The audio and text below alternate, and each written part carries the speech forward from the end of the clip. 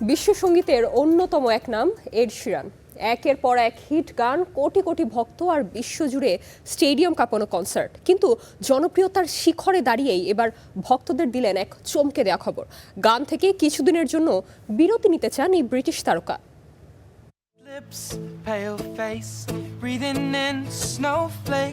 Guitar হাতে শুরু হয়েছিল পথ চলা।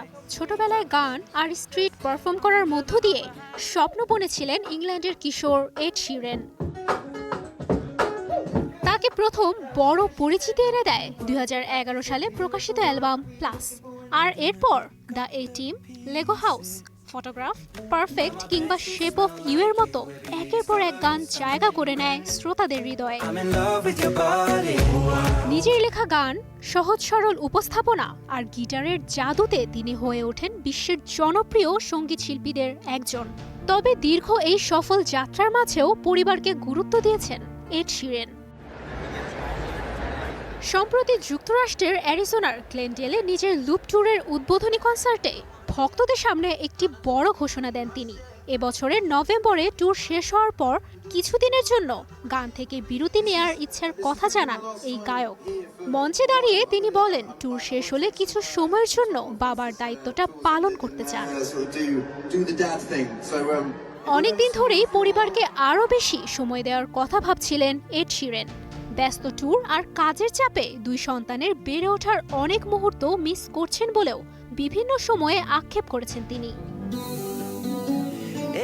অবশ্য ক্যারিয়ারে এই প্রথম বিরতি নিচ্ছেন না এড শিরেন। 2015 সালে মাল্টিপ্লাই অ্যালবামের সাফল্যের পরও কিছু সময়ের জন্য বিরতিতে গিয়েছিলেন তিনি। আবার ডিভাইড ট্যুর শেষেও 2019 থেকে 21 সাল পর্যন্ত নিজেকে গুটিয়ে রেখেছিলেন।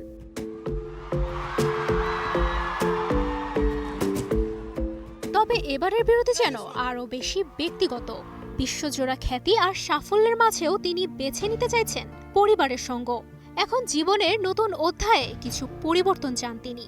এই সিদ্ধান্তে অনেক ভক্তই বিস্মিত হলেও বেশিরভাগই জানিয়েছেন সমর্থন। গান থেকে এই বিরতি কতদিনের হবে সে বিষয়ে এখনো কিছু জানাননি তিনি।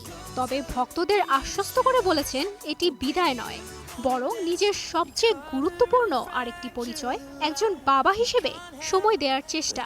সঙ্গীতের মঞ্চে কিছুদিনের জন্য অনুপস্থিত থাকলেও তার গান ঠিকই বাজবে ভক্তদের প্লেলিস্টে। তুবাইশি বুশরা, স্টার এন্টারটেইনমেন্ট।